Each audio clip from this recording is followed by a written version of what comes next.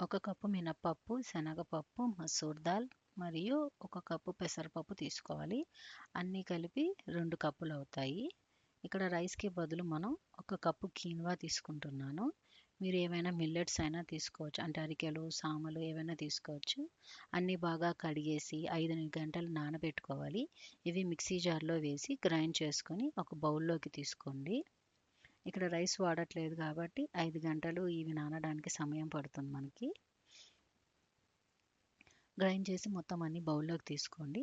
అందులో కొంచెం జీలకర్ర, మిరియాలు దంచి వేసుకోవాలి. కొంచెం అల్లం తురిమి కూడా వేసుకుంటే కొంచెం డైజెషన్‌కి సహాయపడుతుంది. అన్నీ బాగా కలిపేసుకొని కొంచెం సాల్ట్ వేసుకొని పక్కన పెట్టుకోవాలి. ఇది ఇక్కడ మనము పులియ పెట్టట్లేదు కాబట్టి 1 గంట సేపు పక్కన పెట్టుకుంటున్నాము అంతే.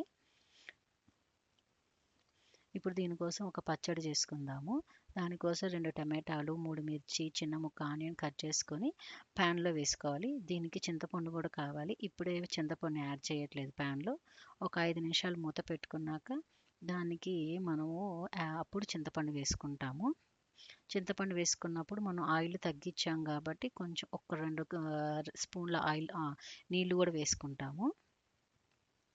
అంతా మొత్తం కలిపేసుకొని ఒక 5 నిమిషాలు కలిపి మూత పెట్టేసుకుందాము.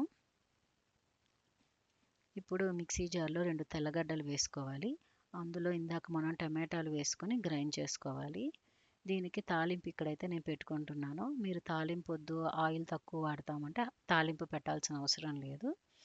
ఇక్కడ తాలింపులో నేను టమాటా పచ్చడి వేసి కలిపేసాను. సో మన టమాటా పచ్చడి రెడీ అయిపోయింది.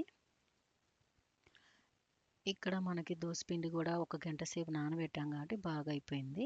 దాంట్లో కొంచెం నీళ్ళు యాడ్ చేసుకొని ఒకసారి కలిపి దోస పోసుకొని దాని మీద తురిమిన క్యారెట్టు, ఆనియన్, పచ్చిమిర్చి అన్నీ రెడీ చేసి పెట్టుకున్నాను.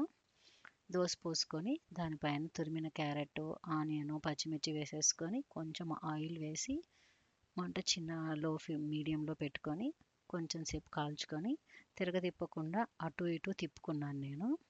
సో మీకు తిరగతిప్పితే మొత్తం అన్నీ బయటకు వస్తాయి కాబట్టి తిరగతిప్పట్లేదు ఇక్కడ. సో అంతా కలుపుకున్నాను. ఇక్కడ మనము దోసపిండిలో బియ్యం వాడట్లేదు. బియ్యం వాడకూడదు అంటారు కాబట్టి నేను బియ్యం బదులు కీన్వా వేశాను. మీరు ఏవైనా మిల్లెట్స్ అయినా వేసుకోవచ్చు. అరికెలు, సాములు ఏవైనా వేసుకోవచ్చు. ఇది ఇక్కడ పులియబెట్టట్లేదు.